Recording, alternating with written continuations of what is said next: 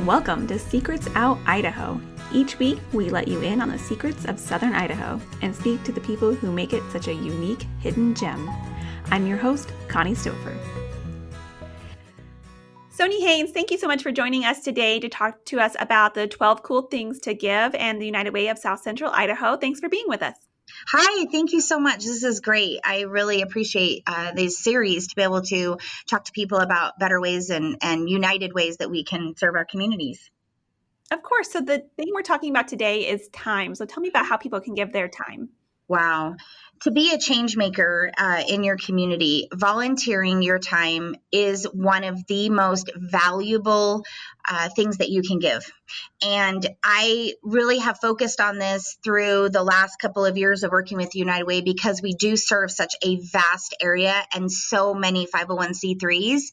And we've got our workplace giving campaigns where we have some employers that pay their employees to go out in the community and do things. Cliff Bar is one of the standalone companies that say we are committed to make sure every single employee is giving in the community. And that has been a great journey for us to kind of evaluate what's going on out there and what projects are needing to be done and how can we leverage time.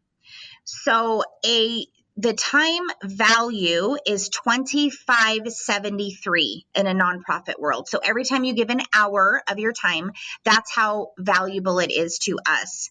And I really keep thinking about that and saying that, let's say you give 3 hours a week or an hour a week or whatever, what can really be accomplished, whether it's reading to a child or going to the Valley House and helping to clean out one of their storage units.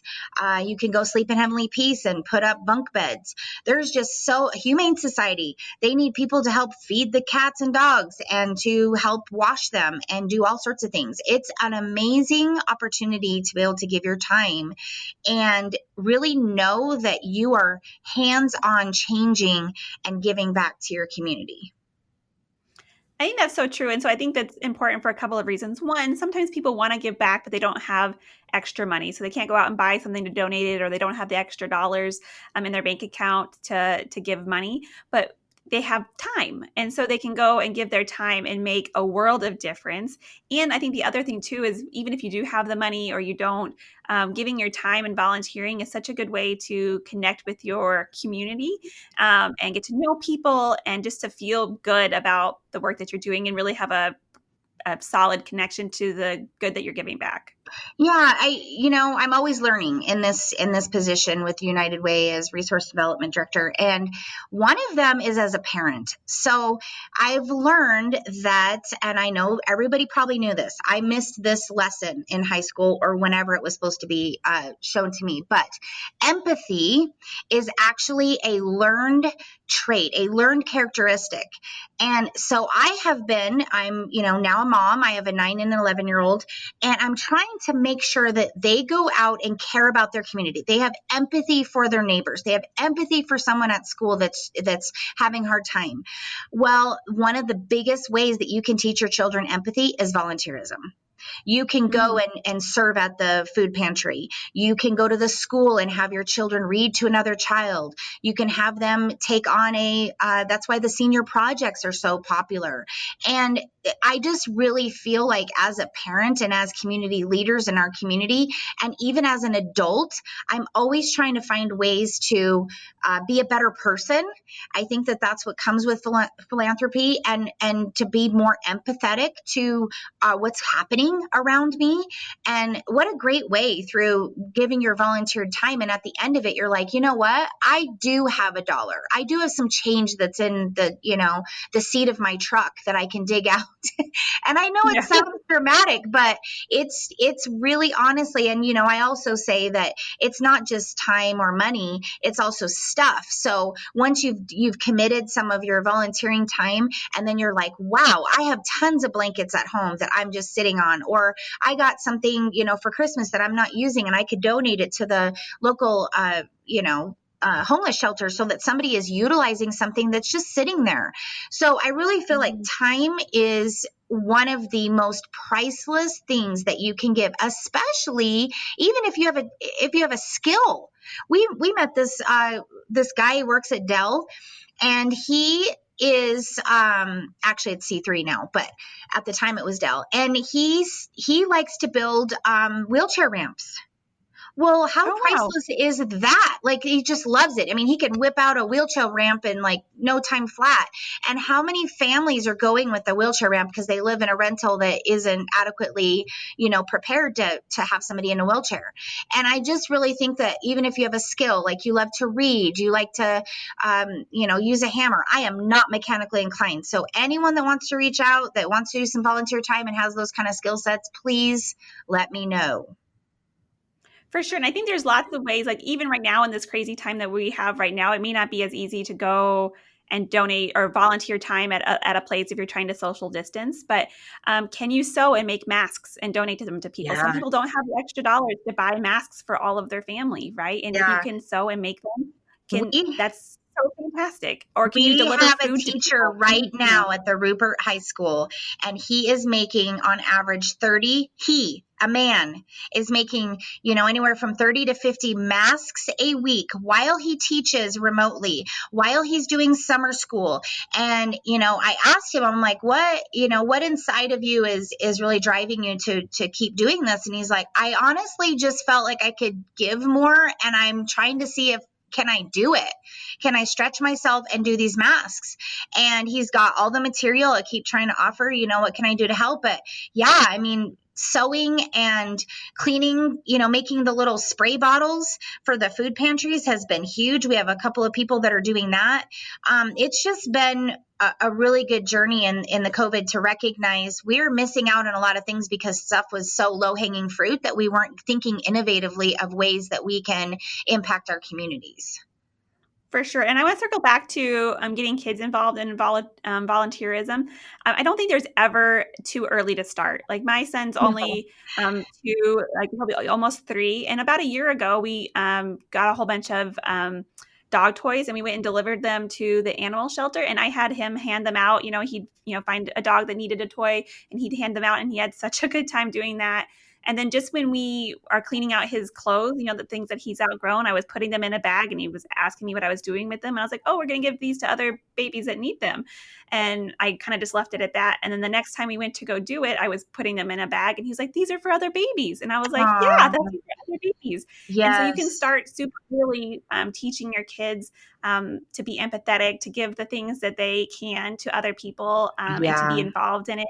As they get older, they can go give meals at the food pantry, or they can go clean up after. And I know Cliff Bar went out and planted lots of plants after a fire in the area, Yeah. and just different things that you can do to give back to your community and to teach kids the importance of that. It I think that's just so gives important. you a full heart. A part of human nature is to be able to have that empathy and that connection.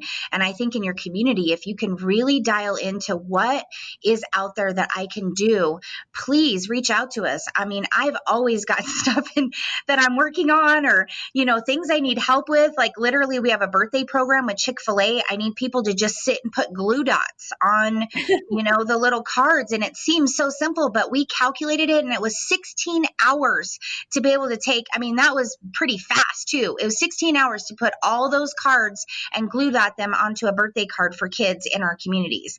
And so, I mean, just little things that you wouldn't even think would be, on the radar to be able to impact your community is right now something that we need you. We need you. That's all I can tell you is that everybody in our community needs to work together because there's lots and lots to do. For sure. And I think in this time of like COVID and all the protests and just everything that's happened in 2020, like the list goes on for all the craziness, I think people have felt a little helpless about like, how do I do something? How do I can't make a vaccine to make COVID go away, and I can't, end, racism around the world myself. But one quote I always think about is that I can't do everything, but I can do something. Yeah, And so to feel empowered to do what you can, even if it's something little, because if we're all doing something little, it adds up to something big. And I think that's where time absolutely. has been. Absolutely. And even like writing thank you cards or writing cards or writing letters. People are stuck in their homes. And, I saw this one where people were just going through the phone book and writing like acts of kindness letters to people in the phone just to say, I just want you to know I went through the phone book, I found your address. And, it's kind of a strange way of doing that because a lot of people right now are, cautious of who knows where they live and things like that. But, get creative, find ways. My kids, we wrote letters to seniors, maybe writing letters to like say, I know you're stuck in there, but you're loved, you're wanted. Here's a story that was funny as my mom doesn't know how to teach me anything during homeschool. So maybe give them a giggle, tell them a joke. We brought up like all these jokes and my kids wrote out jokes for them and we sent them to the senior center. So just little things that get them thinking. And also for you, like knowing that you're showing and impacting and generationally impacting your children and families in your circle of influence is huge. It's true. I love that you brought up the senior center. That's such a good idea. I saw recently that seniors and these senior centers were looking for pen pals Mm-hmm. because we're all very isolated now, but people in senior centers are even more so because they have more restrictions on people not being able to visit them, and so they really don't get to see people from the outside, Yeah. even as little as they did before. And so, if you have time, reach out to the local senior centers and care facilities here and see if you can become a pen pal with a senior living in a facility. And one, that would be so uplifting, I think, for them, but Yeah. also great too, because how much are you going to learn? Like a lifetime of knowledge and experience and kindness and empathy too. I think is a good thing. So Yeah. what I mean, another great yeah, idea. I think that acts of kindness, we've got to get a little bit more, I think, thoughtful in how we're impacting because, again, this has never happened before, but it sure brought a lot for me to, my kids are stuck in, they're feeling blue and sad, and making somebody else happy and making somebody else's day is what it's all about, I think, at the end of it.